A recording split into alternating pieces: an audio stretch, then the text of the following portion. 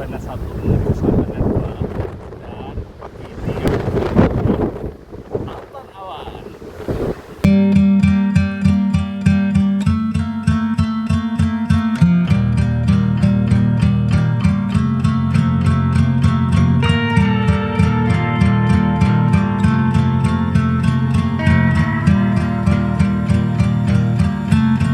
Sahabat, selamat datang di channelku Peter Sahabat Kamu, sahabatnya para petualang. Jangan lupa untuk subscribe dan tonton sampai habis ya. Kali ini perjalananku menuju ke sebuah gunung yang ada di Jawa Tengah, yang merupakan gunung ke-8 tertinggi di Pulau Jawa, yaitu Gunung Merbabu.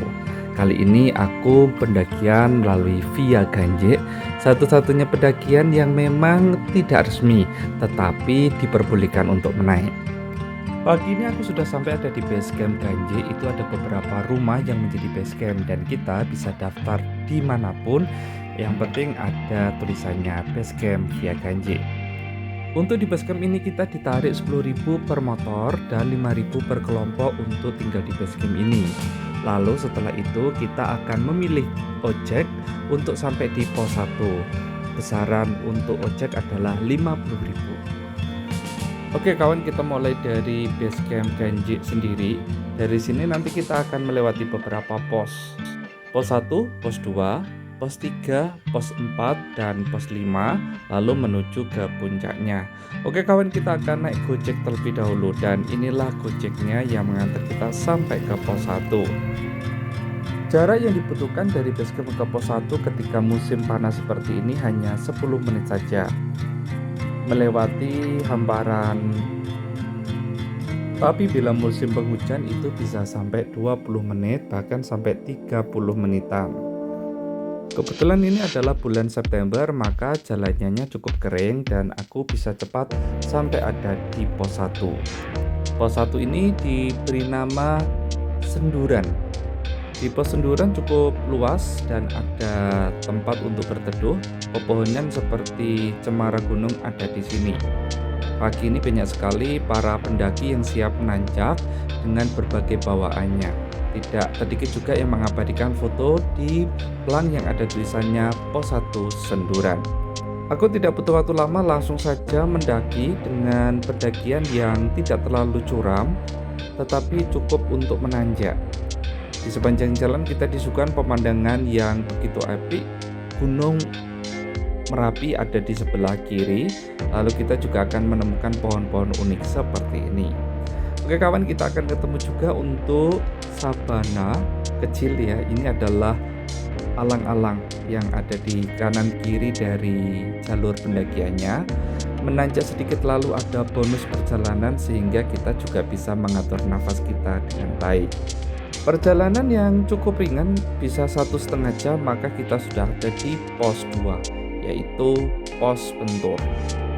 Menurutku tidak terlalu banyak lelahnya, tapi mungkin bagi pendaki pemula cukup untuk istirahat cukup lama di sini, karena pendakian berikutnya cukup menguras tenaga dengan menanjak lebih sedikit lagi menuju pos 3.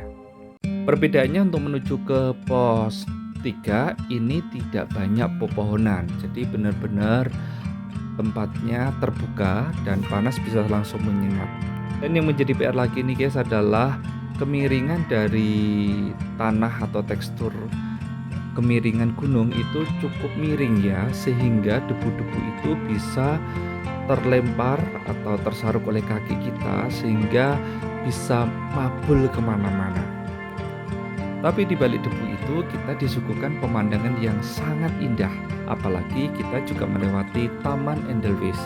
Ini buat aku selalu menjadi penyejuk di tengah-tengah pendakian yang melelahkan, tetapi kita bisa langsung melihat view pemandangan, apalagi syarat dengan gunung-gunung tinggi yang ada di Jawa Tengah. Walau matahari terik, yakinlah sahabat bahwa udara di sini cukup dingin dengan birunya langit, bukit-bukit yang hijau, dan Taman Edelweiss yang indah bermekaran menambah sejuknya. Walau kemiringan yang cukup terjal, kita bisa memilih jalur kiri dan kanan di mana ada beberapa rerumputan yang kita bisa gunakan untuk pijak. Tak butuh waktu lama, kita sampai ada di shelter emergency yang berwarna hijau yang menjadi tempat untuk CCTV ada tampak di sana ya. Dan di bawah sana adalah pos 3. Oke kawan, kita akan turun dari shelter emergency ini menuju ke lembah kecil ini. Lembah kecil inilah yang disebut dengan pos 3 Batu Tulis. Dari pos 2 menuju ke pos 3 sekitar 1 jaman guys untuk pendakian, karena cukup cepat ya kalau bagiku. Tapi kalau bagi sahabat semuanya mungkin butuh waktu sekitar 1,5 jaman atau mungkin bisa 2 jaman, tergantung seberapa lama kita berjalan ataupun beristirahatnya. Menurutku tidak perlu terlalu banyak untuk ada di pos 3 langsung saja naik. Nah inilah adalah tanjakan yang sangat tajam menurut aku, karena kita harus dibantu dengan tali atau tampar seperti ini. Kemiringannya sekitar 75-80 derajat. Tipsnya adalah sahabat bisa memilih tempat ataupun pijakan kaki di sebelah kiri atau kanan. Biasanya aku memilih yang ada rumput-rumputnya sehingga bisa untuk menanjak. Sedangkan kalau kita pilih jalur tengah, itu kebanyakan kita bisa merosot ataupun turun kembali. Apalagi kita juga berpasan-pasan dengan pendaki yang sudah turun dari atas. Jadi cukup hati-hati ya kawan ketika mendaki lewat ini. Coba perhatikan, ini beberapa teman pendaki yang sudah mulai turun itu menggunakan tali dan mengayunkan badannya. Kakinya digunakan sebagai penyeimbang, sedangkan tangannya untuk penguat. Oke kawan, akhirnya aku sampai ada di pos 4 yaitu Sabana 1. Di pos 4 ini kita bisa mendirikan tenda, dan kebanyakan memang pendaki mendirikan tendanya ada di Sabana 1 di pos 4 ini. Oke kawan, kita akan makan siang dulu. Yang paling cepat adalah mie instan, lalu kita mendirikan tenda. Setelah itu bisa beristirahat dan menikmati pemandangan di sekitar dari Sabana 1 atau pos 4 ini. Saranku untuk kesini mendirikan tendanya di antara semak-semak ataupun pepohonan karena anginnya cukup kencang. Bila masih kuat maka kita bisa mendaki menuju perjalanan ke pos 5 atau Sabana 2. Pendakiannya juga cukup ekstrim, tetapi kita mendapatkan view pemandangan yang indah. Pendakiannya cukup ekstrim, tapi memasuki pos 5 maka kita akan ketemu dengan perjalanan yang bonus. Sekitar 45 menit maka dari pos 4 menuju pos 5 sampailah di pos 5 ini yang disebut dengan Sabana 2. Sabana 2 menjadi tempat destinasi para pendaki untuk mendirikan tenda, karena di sini itu udaranya tidak terlalu keras, anginnya tidak terlalu kencang karena terdapat di balik perbukitan.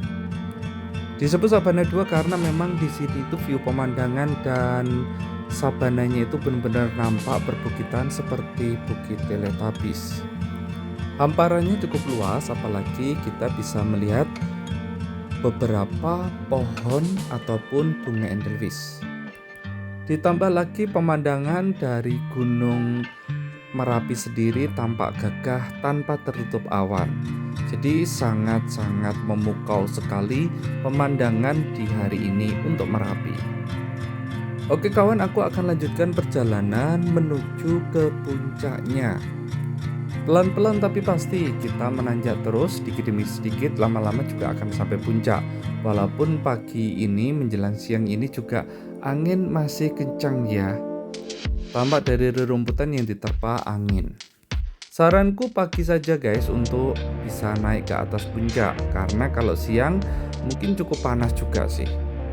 Di puncaknya ada 3, yaitu puncak triangulasi, puncak Genteng Songo maupun puncak Sarif. Kalau via Ganjek itu paling dekat adalah Genteng Songo maupun puncak triangulasi. Perjalanan dimulai dari pos 5 Sabana 2 tadi, lalu menanjak terus naik, maka sampai di Watu Lumpang. Dari Watu Lumpang itu menuju ke puncak sekitar 1 jam atau 45 menit akan sampai. Hanya tergantung seberapa banyak istirahatnya. Kalau aku ya sukanya gini, masih naik pohon, cari-cari view yang bagus, karena belum tentu mendaki lagi kapan.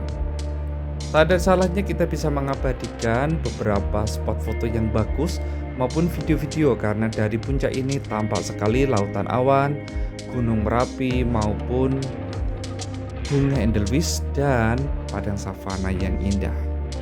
Oke kawan, perjalanannya tapak kaki itu seperti ini. Lalu setelah sampai ada di puncak, sebelum menuju ke puncak ya, kita bisa tampak beberapa pendaki itu sudah buahnya ada di sini dan antrian. Lalu sampailah aku ada di puncak tertinggi yaitu Triangulasi. Oke kawan, aku sudah ada di puncak nih di Gunung Merbabu dengan ketinggian 3142 meter di atas permukaan laut. Pada saat sampai puncak, maka kita disuguhi pemandangan langit yang mulai berubah warna dari gelap menjadi jingga, lalu merah muda dan akhirnya kuning keemasan. Lalu tidak ada yang bisa menandingi keajaiban menyaksikan matahari terbit dari puncak gunung. Di Gunung Merbabu, momen menjadi semakin magis dengan kehadiran bunga Edelweiss yang mekar, lalu dengan background pemandangan gunung awan yang begitu mempesona. Bunga Edelweiss memiliki warna putih kekuningan dan tumbuh dalam bentuk semak-semak kecil. Ketika mekar, bunga ini menciptakan pemandangan yang luar biasa indah, terutama saat diterangi oleh sinar matahari pagi. Melihat Edelweiss mekar di puncak gunung adalah pengalaman yang mengharukan, mengingat betapa langka dan istimewanya bunga Edelweiss ini. Puncak Merbabu menawarkan pemandangan 360 derajat yang memukau, di mana kita bisa melihat Gunung Merapi di sebelah selatan, Gunung Sumbing dan Sindoro di sebelah barat, serta Gunung Lawu di sebelah timur. Pemandangan lautan awan serta spektakulernya cakrawala yang begitu mempesona menciptakan bayangan panjang dan cahaya lembut yang menyelimuti puncak gunung dan lembah di sekitarnya.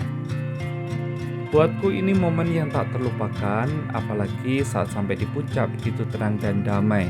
Hanya terdengar suara angin yang dihembus pelan dan sesekali aku berjalan langkah kaki ini terus bisa menikmati puncak Triangulasi.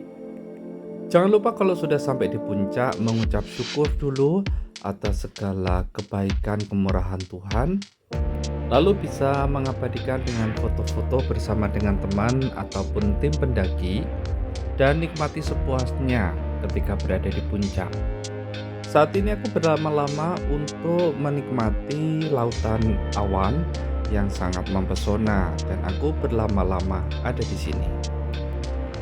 Oke kawan, akhirnya aku turun lalu memilih jalan dari pos 1 menuju base camp saja, karena jalannya menurut aku tidak terlalu menguras, tidak seperti waktu naik, sehingga bisa menikmati udara yang segar di antara pohon pinus dan cemara gunung ini. Oke kawan, itulah cerita perjalananku pendakian ke Gunung Merbabu via Ganjik. Jangan lupa untuk menyaksikan video-video lainnya dalam channelku ini. Jangan lupa untuk subscribe dan nyalakan loncengnya. Semoga kita umur panjang dan dapat dipertemukan di pendakian-pendakian berikutnya. Sampai jumpa.